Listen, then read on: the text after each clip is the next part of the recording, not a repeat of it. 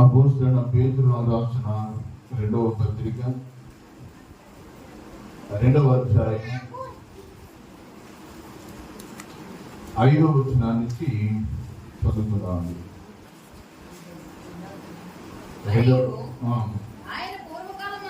ఆయన పూర్వకాలమందున లోకమును విడిచిపెట్టక భక్తిహీనుల సమూహం మీదకి జలప్రయాణమును రప్పించి నీతిని ప్రకటించిన నోవాహును మరియు ఏడుగురిని కాపాడెను. మరియు ఆయన సొదొమ కుమారులను పట్టణములను భస్మం చేసి ముందుకు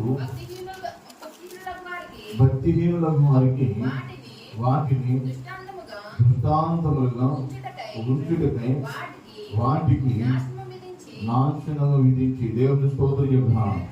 హల్లెలూయా.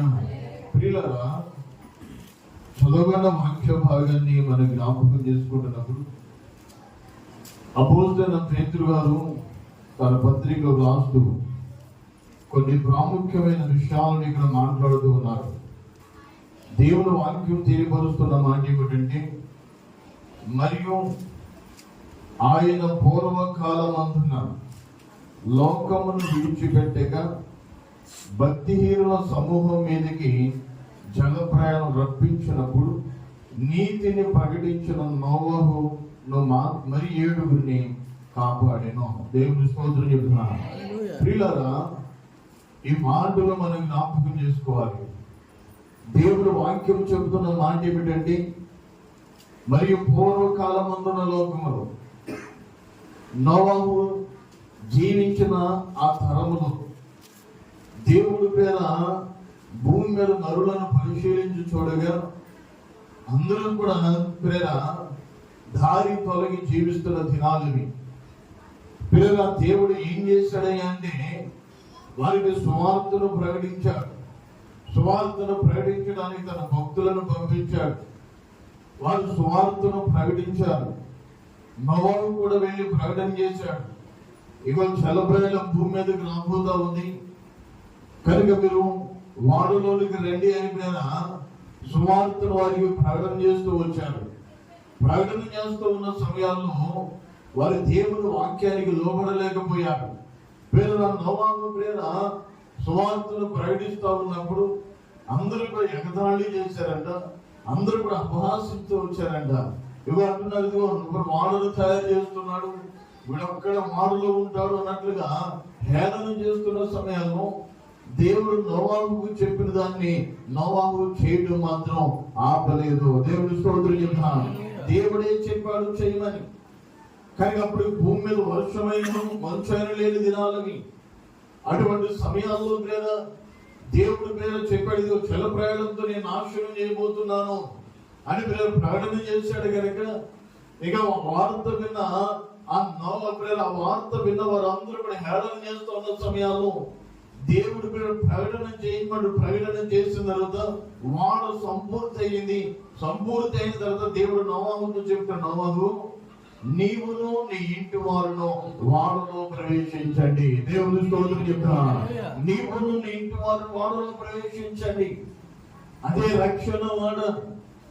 అందుకనే భక్తుడు యెహోషువ మాట్లాడుతుంటాడు, నేను నా ఇంటి వారిని యెహోవాను సేవించదము. నా కుటుంబం అంతా దేవుని సేవించేదిగా ఉండాలి. అప్పుడు ఆ కుటుంబాన్ని దేవుడు బలపరచడానికి ఇష్టపడుతూ ఉన్నాడు. దేవుని వాక్యాన్ని మనం జ్ఞాపకం చేసుకుంటా ఉన్నప్పుడు, నోవాహు దినాల్లో మనం చూస్తూ ఉన్నప్పుడు వాడును సిద్ధపరిచిన దేవుడు, వాడులోనికి రమ్మని సువార్తను ప్రకటన చేస్తున్న దేవుడు. వీరు అనేకులకు సువార్త వినబడిన తర్వాత దేవుడు వాక్యం చెబుతున్న మాట ఏమిటంటే, వీళ్ళ ఆకాశపు తూములు ఇప్పబడి భూమి యొక్క మోటలు ఇప్పబడి అంట. దేవుడి స్తోత్రం చెప్తున్నాను. ప్రచండమైన వర్షం భూమి మీద కురుస్తా ఉంది.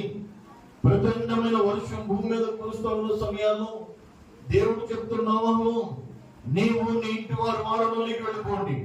ఏదో భూమి మీద పాకు జీవులనేమి మృగాల్లోనేమి ఆకాశం దగ్గర పక్షుల్లోనేమి అన్నిటిని జతలుగా నువ్వేం చేయాలి, వాడులోనికి తీసుకుని రావాలి. దేవుడు చెప్పినట్లుగానే అన్ని కూడా వాడులోనికి వచ్చినాయి. దేవుడు తలుపు వేసాడు, వర్షం భూమి మీద పడుతూ ఉంది, వర్షం ఎక్కువవుతూ ఉంది, పడవద్ది వాడ తేలుతూ ఉంది. దేవుడు స్తోత్రం చెప్తున్నా. ఆ వాడ తేలుతూ ఉన్నప్పుడు, ఆ నీళ్లు పెరుగుతూ ఉన్నప్పుడు జనులందరూ కూడా నోవాహు దగ్గరకు వచ్చి తలుపు కొడుతూ ఉన్నారు. నోవాహు తలుపు తీయవా, తలుపు తీయవా, మేము కూడా వాడలోనికి వస్తాం. దేవుని వాక్యం చెబుతున్న మాట ఏంటో తెలుసా? నోవాహు అంటున్నాడు, ఈ తలుపు నేను వేయలేదు, దేవుడే ఈ తలుపు వేశాడు, తీయడు నా వల్ల కాదు అనేది. దేవుని స్తోత్రం చెప్తున్నా. సువార్త ముందుగానే ప్రకటించబడింది. దేవుడు చెప్పాడు, ఇవ్వ జలప్రళ రాబోతుంది, వాడలోనికి రండి అని సువార్త ప్రకటించిన ఎప్పుడు వరకంటే వారు గ్రహించలేకపోయారు. మునిగిపోతూ నశించిపోతున్నప్పుడు దాకా కూడా వారు గ్రహించలేకపోయారు. అందుకే దేవుని వాక్యం చెప్తున్న మాట ఏంటంటే, సిలువను కూర్చున్న వార్త నశించుతున్న వారికి వెరితనమే గాని రక్షింపబడిన మనకు దేవుని శక్తి అయినది. దేవుని స్తోత్రం. నశించుతున్న వారికి వెరితనమే. సువార్త ప్రకటించబడుతున్నప్పుడు ఇదిగో రెండవ రాకడ రాబోతుంది, మారు మనసు పొందండి, రక్షణ పొందండి అని సువార్త వినబడుతున్న సమయాల్లో లోబడలేక తిరుగుతున్నారు ప్రజలు. హేళనగా ఉన్నది. దేవుని వాక్యాన్ని జ్ఞాపకం చేసుకోమని ఆయన ఉగ్రత భూమి మీదకి రాబోతున్న దినాల్లో ఉన్నాం. రాబోతున్న దినాల్లో మనం ఉన్నాం కనుక మనము మన కుటుంబాలను రక్షించుకోవాల్సిన బాధ్యత దేవుడు మనకి ఇచ్చాడండి. దేవుని స్తోత్రం చెప్తున్నా. నోవాహు ప్రేరణ తన బాధ్యత నెరవేర్చాడు. నోవాహు ప్రేరణ దేవుడు చెప్పిన మాట విన్నాడు. నోవాహు తన భార్యకు బోధించాడు, తన బిడ్డలకు బోధించాడు, తన కోడలకు బోధించారు. ఆ 80 మాత్రమే వాడలోనికి వచ్చారు. దేవుని స్తోత్రం చెప్తున్నాను. హల్లెలూయా. ఆ 80 మాత్రమే వాడలోనికి వచ్చారు. వారే రక్షించబడ్డారు, జలప్రళయం నుంచి వారి జలప్రళయం నుంచి తప్పించబడ్డారు. కనుక ప్రియ దేవుని సంగమా, ప్రియ దేవుని బిడ్డలారా, మన జీవితాన్ని ఒకసారి పరిశీలన చేసుకోవాలి. రాబోతున్న ఉగ్రతను తప్పించుకోవాలి అంటే ఆయన రక్షకుడుగా నువ్వు అంగీకరించాలి. అప్పుడే దేవుని కార్యాలను చూడగలవు. రెండవదిగా మనం జ్ఞాపకం చేసుకున్నప్పుడు దేవుని వాక్యం చెప్తున్న మాట ఏంటంటే, మరియు ఆయన సొదొమ గొమొర్ర పట్టణములను భస్మము చేసే ముందుకు భక్తిహీనులకు మరికిని వాటిని దృష్టాంతముగా ఉంచుటకు వాటికి నాశనము విధించి. దేవుని స్తోత్రం చెప్తున్నాను. సొదొమ గొమొర్ర పట్టణాలు భయంకర ఉగ్రతలో పడిపోయి, ఎందుకంటే ఉగ్రతలో పడిపోయి దేవుని వాక్యాన్ని జ్ఞాపకం చేసుకోవాలి. వాక్యం వినబడలేదా? సువార్త వినబడలేదా? వినబడింది లేదా? అక్కడ నీతిమంతుడైన లోతు కూడా అక్కడ ఉన్నాడు. వారికి కూడా ప్రకటన చేశాడు. వారు ఎలా ఉన్నారంటే, దేవుని వాక్యం అంటుంది, దుర్మార్గులను కామ వికారయుక్తమైన నడవడిక చేత బహు బాధపడిన నీతిమంతులకు లోతును తప్పించను. దేవుని స్తోత్రం చెప్తున్నాను. ఇక్కడ జ్ఞాపకం చేసుకోవాలి. ఆ పట్టణము ప్రజలు ఎలా ఉన్నారంటే దుర్మార్గులుగా ఉన్నారు. ఆ పట్టణం ప్రజలు ఎలా ఉన్నారంటే కామ వికారయుక్తమైన నడవడిక చేత. దేవుని వాక్యాన్ని జ్ఞాపకం చేసుకుంటా ఉంటే ఆది కాలంలో మాట్లాడుతూ అంటాడు, వారు బాలురు మొదలుకొని వృద్ధుల వరకు చనిపోయారంటే. దేవుని స్తోత్రం చెప్తున్నా. బాలురు మొదలు వృద్ధుల వరకు కామ వికార చేష్టలతో ఉండిపోయారు. ఒక్కడ కూడా నీతిమంతులు లేడు. అందరూ పాపము చేసి దేవుడు అనుగ్రహించే మహిమను పొందలేకపోతున్నారు. దేవుని వాక్యాన్ని జ్ఞాపకం చేసుకోవాలి. సొదొమ గొమొర్ర పట్టణాలు ఎంత భయంకరంగా నాశనం అయిపోయాయో. లోతును తప్పించడానికి దేవుడు తన దూతలను పంపించాడండి. దూతలను పంపించి లోతుతో మాట్లాడుతాడు, లోతు ఈ పట్టణాన్ని నాశనం చేయబోతున్నావు, ఇక్కడ నుంచి నీవు నీ కుటుంబం బయటకు వచ్చేయండి. దేవుడి స్తోత్రం చెప్తున్నా. లోతు అన్నయ్య, నా కుమార్తెలకు భర్తలను ఇద్దరు సిద్ధపరిచాను, వారి దగ్గరికి వెళ్ళి వారిని కూడా తీసుకుని వస్తారండి అన్నాడు. నిన్ను బట్టి వారిని కూడా కాపాడదని తీసుకురావు. వెళ్ళి ఎంత చెప్పినా కానీ వారంటే వినలేదంట, హేళన చేశారంట. పిల్లలు వచ్చి తడువు చేస్తున్నారు. ఈలో పట్టణం అంతా గుమ్ముకుడి లోతు ఇంటికి వచ్చేసిందంట. లోతు ఇంటికి వచ్చేసి ఎంత భయంకరం చేస్తున్నారంటే, లోతు నీ ఇంటికి ఇద్దరు మనుషులు వచ్చారు కదా, వారిద్దరిని బయటికి పంపించు, వారితో మేము పాపం చేయాలి. ఆలోచించండి ఎంత భయంకరమో.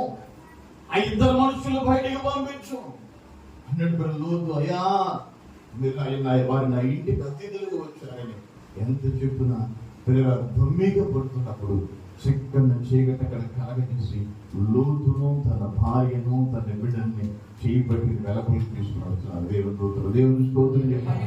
వారిని బయటికి తీసుకొని వచ్చాను. నాకు ఆ కనపడుతున్న పండుగ సోయరులు అనవద్దు పరుగు పెడుతున్నారు. దేవుని వాక్యాన్ని జ్ఞాపకం చేసుకోవాలి. వారు బయటికి వెళ్ళిన తర్వాత ఆకాశములకి దిగి వచ్చి సొదొమ కుమార పట్టణాన్ని మూడు చేసి అక్కడ నేల మొలకలు సైతము కాలిపోయినాయి. ఇప్పుడు కూడా భయంకరమైన పట్టణం ఉంటారు. ఒకసారి ఆలోచించారు. దేవుడు వాక్యాన్ని జ్ఞాపకం అక్కడ నీతి మంత్రుల లోతులు మాత్రమే దేవుడు తప్పించాడు. వారిని నడవడికను చూసి బాధపడుతుండేవాడు. ఆ నీతి మంత్రుల లోతు తప్పించబడ్డాడు. ఆ నీతి మంత్రులు వారి మధ్య కాపురం ఉండి తాను చూచిన వాటిని బట్టి వినిన వాటిని బట్టి వారి అక్రమ క్రియల విషయమై దినదినము నీతి గల తన మనసునంతా నొప్పించుకుంటూ వచ్చాడంటే దేవుడు స్తోత్రం చెప్పాడు. దినదినము నొప్పించుకుంటూ వస్తున్నాడు. అయ్యా ఈ భయంకర మనుషుల మధ్య ఉన్నాను, వీరు రక్షించుకోవాలి ఏడ్చాడు కానీ ఎవరు లోపడలేదు. సువార్త వినబడింది. ప్రియ దేవుని సంగమా, పిల్లలు వినబడిన తర్వాత సొదొమ కుమార పట్టణం మారు మనసు లేకుండా ఉంది.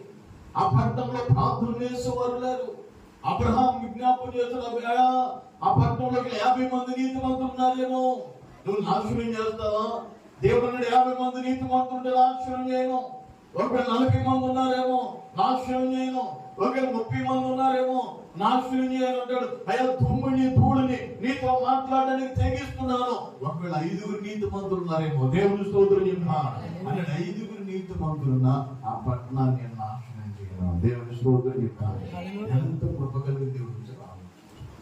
ఆ పట్టణంలో కానీ ఆ గ్రామంలో కానీ 5 నీతి మంత్రులున్నా ఆ వారిని బట్టి ఆ పట్టణాన్ని కాపాడతారు. వారిని బట్టి ఆ పట్టణాన్ని కాపాడతారు. కానీ అక్కడ 5 నీతి మంత్రులు కూడా లేరు. అటువంటి భయంకరమైన పరిస్థితుల్లో ప్రేమ ఇంకా పట్టణాన్ని నాశనం చేయడానికి దేవుడు సిద్ధపడ్డాడు. ఆకాశం అగ్ని దిగి వచ్చి నేల మొలకల సైతం కాల్చి వేస్తుంది. నీతి మంత్రులు లోతు మాత్రం తప్పించబడ్డారు. దేవుని స్తోత్రం చెబుతున్నా జలప్రయంలోంచి నీతి మంత్రుడైన నోవహు కుటుంబం తప్పించబడింది. అగ్ని గంధకాలలో నుంచి నీతి మంత్రుల లోతు కూడా తప్పించబడింది. మరి దినాలు నీ జీవితాలు కూడా జ్ఞాపకం చేసుకో. ఒకవేళ ఇది దేవుడు 2వ రాకడ తీరు తప్పించబడుతున్నా ఆ భయంకర అగ్నిలోనికి వెళ్ళకుండా తప్పించబడతావా? ఆ వ్యాధులు పడే స్థలంలోనికి వెళ్ళకుండా నువ్వు తప్పించబడగలవా? ప్రభు నేను హెచ్చరిస్తున్నాడు.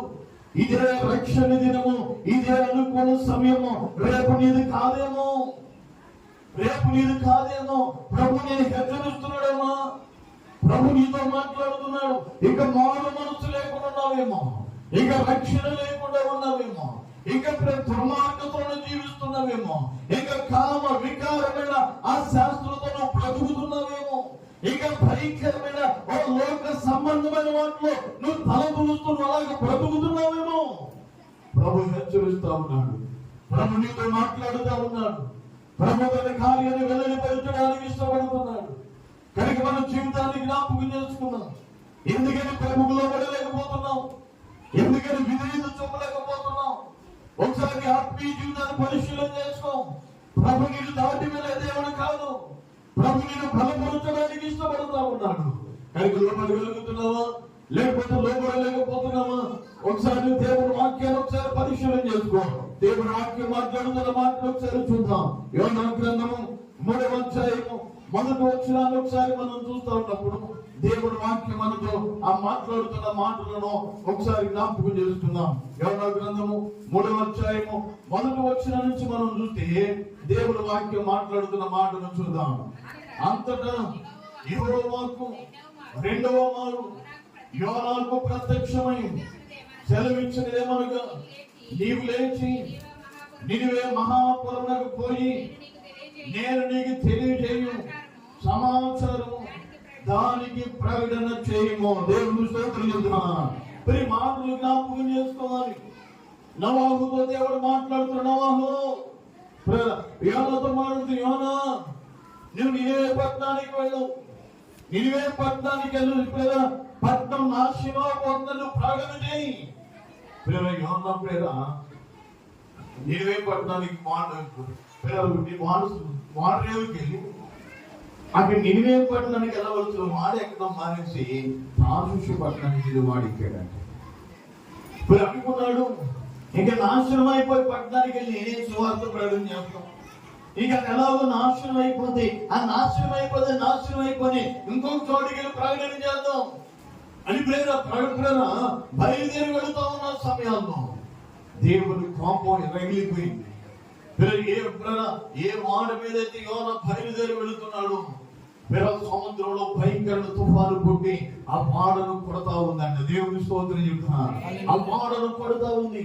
వాడ నాయకుడు చాలా చెత్త ప్రయత్నాలు చేస్తున్నాడు, ఒడ్డుకి చేర్చాలని, ఈ ఉగ్రత నుంచి తప్పించాలని చెత్త ప్రయత్నాలు చేస్తున్నాడు, కానీ అతని వల్ల కావుతున్నాడు. అప్పుడు మీరు అందరికీ చెబుతున్నాడు, ఇగో మీ సరుకులన్నీ ఒక సముద్రంలో పడవేసేయండి. వాడ తేలికవుతే మనం వాడను కంట్రోల్ చేయవచ్చు. దేవుని స్తోత్రం చెప్తున్నాను. అన్ని కింద పడేసాడు సముద్రంలో, అయినా తుఫాను ఆగలేదు. రెండవది జ్ఞాపకం చేసుకుంటూ ఉంటే వాడను స్వాధీనం అవ్వట్లేదు. ఇంకా అన్నాడు వాడ నాయకుడు పై అంతస్తు నుంచి కిందకి దిగుడు అన్నాడు, ఓయ్ మీరందరూ లేచి మీ దేవునికి ప్రార్థన చేయండి, మీరు ఎవరు దేవునికి వారు ప్రార్థన చేయని వాడు అందరూ లేపుకుంటూ వస్తున్నారు. అందరూ కూడా ఏడుస్తున్నారు, మమ్మల్ని కాపాడండి అని అందరూ ఏడుస్తూ ఉన్నారు. వాడు అడుగు భాగవతుడికి యోనా నిద్రపోతా ఉన్నాడు. వాడు అడుగు భాగవతుడు నిద్రపోతా ఉన్నాడు. ఆయన అన్నాడు, ఓ ఈ నిద్రపోతా నీకేమొచ్చింది లేవు, మనం భయంకర ఉపద్రవంలో ఉన్నాం, లేచి నీ దేవునికి ప్రార్థన చేసుకో అంటాడు. లేవటమే చూసి అన్నాడు, ఈ ఉగ్రత నన్ను బట్టే వచ్చింది, నన్ను ఎత్తి సముద్రంలో పడేస్తే తుఫాను. దేవుని స్తోత్రుడికి మీరప్పుడు వాడ నాయకుడు ఈ పాము నేను ఎక్కడ కట్టుకోలేయా, నేను వాడలో పడేయడం ఏంటి, సముద్రంలో పడేయడం ఏంటి అంటున్నప్పుడు సముద్రంలో పడేస్తే నెగడి తుఫాను. మీరు ఏం చేయాలి అర్థం కాక సీట్లు వేస్తాడు. ఆ సీట్లు కూడా యోనా పేరు వచ్చింది, ఎత్తి సముద్రంలో పడవేయగానే దేవుడు ఆజ్ఞాపించాడు తిమింగలానికి. ఆ తిమింగలు మాట పక్కన నడుస్తూ ఉందంట. యోనాలు సముద్రంలో పడవేయగానే అది మింగి వెనక్కి తిరిగి చేప మళ్ళా నినివే పట్టణానికి తీసుకుని వస్తావు. దేవుని స్తోత్రం. మళ్ళా నినివే పట్టణానికి తీసుకుని వచ్చి ఆ నినివే పట్టణం చేప కడుపులో యోనా 3 రాత్రులు ఉన్నాడు. ఆ నినివే పట్టణం వారు దేవునికి వచ్చి అతని కట్టిందంటే దేవుని స్తోత్రం చెప్తాను. అతని కట్టిగానే జ్ఞాపకం చేసుకోవాలి. యోనా లేవు చూసేదానికి నినివే పట్టణంలో దేవుడు ఉన్నాడు. ఎన్ని దినాలు ప్రయాణం పడను, 3 దినాలంతా మీరు నడుచుకుంటూ సువార్త ప్రకటన చేస్తే 3 దినాలు ప్రకటన చేయాలి. కానీ యోనా అక్కడ చేసిన పని ఏంటంటే ఇంక ఇది ఎలాగో నాశనం అయిపోద్ది, ఇంక అదే ఆలోచన ఉన్నాడు, ఇంక పట్టణానికి సువార్త అవసరమా అనుకుంటూ ఒక దిన ప్రయాణమే చేశాడు. ఎప్పుడైతే ఒక దిన ప్రయాణం ప్రేరణ చేసి ఆ సువార్తలో ప్రకటించాడు, ఆ వార్త ఎవరెవరికి వినబడిందంటే దేవుని వాక్యాన్ని జ్ఞాపకం చేసుకుంటా ఉన్నప్పుడు నినివే పట్టణం వారు దేవుని యందు విశ్వాసం ఉంచి ఉపవాసం చాటించి గనులేమి అందరూ గోను పెట్ట కట్టుకున్నారంట. ఆ సంగతి నినివే రాజు వినబడినప్పుడు అతను తన సింహాసనం మీద దిగి తన రాజవస్త్రంలో తీసివేసి గోనె పట్ట కట్టుకుని మూడులో కూర్చుడెను. మరియు రాజు అయిన తాను ఆయన మంత్రులకు ఆజ్ఞగా ఒకవేళ దేవుడు మనసు తిప్పుకొని పశ్చాత్తాపడుతున్నై లైవం కాకుండా తన కోపాన్ని చలార్చుకొని కనుక ఏ మనుషులు ఏది పుచ్చుకోకూడదు, పశువులు కానీ ఏ ఎద్దులు కానీ గొర్రెలు కానీ మేత వేయకూడదు, నీళ్లు తాగకూడదు. దేవుని స్తోత్రం. రాజు ప్రయాణం చేస్తున్నాడు. ఇగో దేవుడికి మీద పశ్చాత్తాపడి మన మీద వస్తున్న కీడుని తప్పిస్తాడేమో. ఇదిగో పట్టున మనం భోజనం చేయకూడదు, మనం నీళ్లు తాగకూడదు. మనకున్న గొర్రెలు గాని పశువులు గాని ఏది కూడా నీళ్లు తాగకూడదు, మేత వేయకూడదు. అందరూ ఉపవాసం ఉందాం, దేవుడు స్తోత్రం చెప్తాం. అందరూ గోనె బట్ట కట్టుకుందాం, దుర్బుడులో కూర్చుందామని చాటిపోయగానే అందరూ కూడా ఏం చేశారంటే దేవునికి ఎలుగెత్తి ప్రార్థన చేస్తున్నారట. దేవుని స్తోత్రం చెప్తాం. ప్రభా మమ్మల్ని కాపాడయ్యా, మేము నశించిపోకూడదయ్యా, మా పట్టణాన్ని మీరు కాపాడయ్యా అని అందరూ కూడా ఏడ్చి కన్నీరు ఖర్చు ప్రార్థన చేస్తామంటే 10వ వచనంలో మాట్లాడుతున్నాడు. ఈ నినివే వారు తమ చెడు నడతలు మానుకొనగా వారు చేయుచున్న క్రియలను దేవుడు చూచి పశ్చాత్తాపడుడై వారిని చేయుదురని తాను మాటిచ్చిన కీడును చేయక మానెను. దేవుని స్తోత్రం చెబుతున్నా. తాను పిల్లలకు మాటిచ్చిన కీడును చేయక మానేడు. ఎందుకంటే పిల్లలు జ్ఞాపకం చేసుకోమని తమ చెడుతనాలు మానారు. వారు పశ్చాత్తాపడ్డారు, దేవుని దగ్గర కన్నీరు కార్చారు, వారు ఉపవాసం నుండి ప్రార్థన చేశారు. పిల్లలు ఎప్పుడైతే ప్రార్థన చేసి తమ దుర్మార్గాలు విడిచి పశ్చాత్తాపడ్డారో అప్పుడు దేవుడు అంతా చేస్తానని కీడును చేయక ఆయన మానేడండి. దేవుని స్తోత్రం చెప్తున్నాను. హల్లెలూయా, హల్లెలూయా. దేవుని వాక్యాన్ని జ్ఞాపకం చేసుకోవాలి. నోహు తరం వారైతే మాట వినలేదు, వారు లోబడలేదు, వారు పశ్చాత్తాపడలేదు, జల ప్రయాణం నశించిపోయారు. సొదొమ కుమార పట్టణాలు కూడా వారు పశ్చాత్తాపడ, దుర్మార్గాలు విడిచిపెట్టల, కామ వికార శాస్త్రం విడిచిపెట్టల, వారు ఏమైపోయారండి అగ్ని కందకాలతో నాశనం అయిపోయారు. కానీ నేనే పట్టిన వారి మార్చుకున్న వారు ఏం చేశారయ్యా అంటే వారు పశ్చాత్తాపడ్డారు, తమ దుర్మార్గాలు మానారు, వారి గోనె బట్ట కట్టుకున్నారు, బూడిదలో కూర్చున్నారు, ఎలుగెత్తి ప్రార్థన చేశారు. దేవుని స్తోత్రం చెప్తున్నారు. ఆ ప్రార్థన దేవుడు విని చేయదలసిన కీడులు చేయక మానేను. దేవుని స్తోత్రం చెప్తున్నారు. ప్రియ దేవుని సంగమా, ప్రియ దేవుని బిడ్డలారా, ఒక నిమిషం మన జీవితాన్ని జ్ఞాపకం చేసుకున్నాం. ఎలా ఉన్నావు ఒకసారి ఆలోచన చేస్తాం. పిల్లల్ని చెడు మార్గాలు విడిచిపెట్టావా? దేవుని వాక్యం చెబుతుండగా నీ చెడు నడతలు మానుకున్నావా? నువ్వు పశ్చాత్తాపడుతున్నావా? పశ్చాత్తాపడుకుని అలాగే ఉన్నావా? దేవునికి గురైపోతావేమో, దేవునికి లోబడుకుని పోతావేమో. ఒకసారి నీ జీవితాన్ని జ్ఞాపకం చేసుకో. పిల్లల నవకాలంలో ప్రజలవలే ఉండవద్దు, సొదొమ కుమారులను ప్రజలవలే ఉండవద్దు. యోనా కాలంలో ప్రజలు ఎలాగైతే పశ్చాత్తాపడ్డారో అలాగే పశ్చాత్తాపడితే దేవుడు నిన్ను బలపరుస్తాడు. దేవుని స్తోత్రం చెప్తున్నాను. హల్లెలూయా.